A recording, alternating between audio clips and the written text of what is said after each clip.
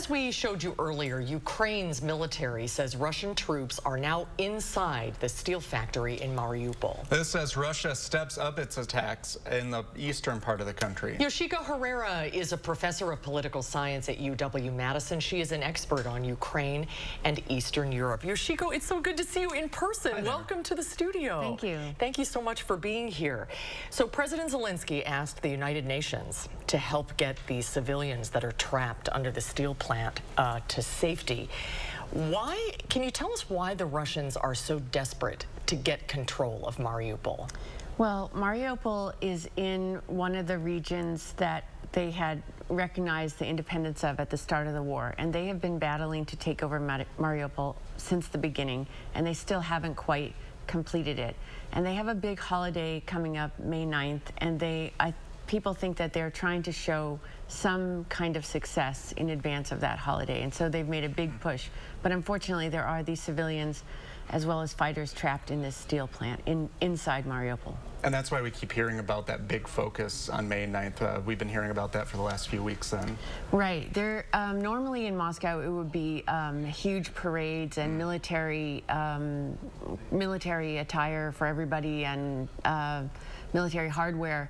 But this year everybody is wondering what's going to happen on May 9th. Is Putin going to announce a further mobilization?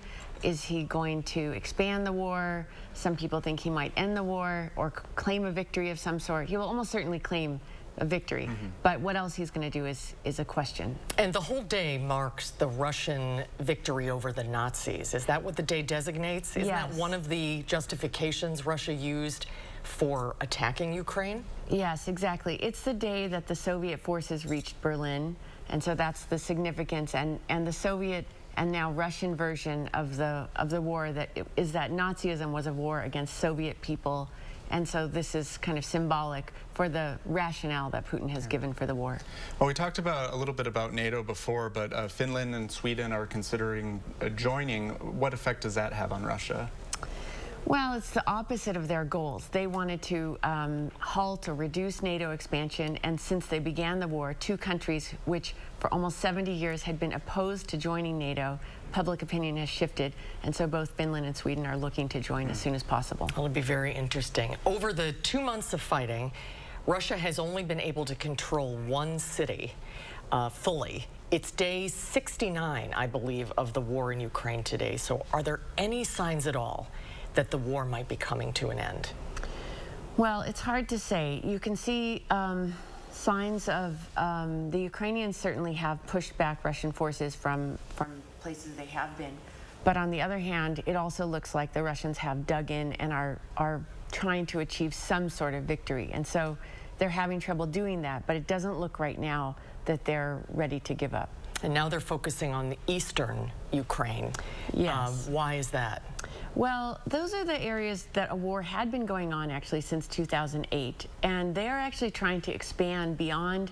They controlled about 1/3 of the territory of two republics, Donetsk and Luhansk, and so they still haven't actually captured fully those two territories, let alone the rest of Ukraine. And so I think the Russians are trying to achieve something, and that area would allow them also to have a land connection to Crimea.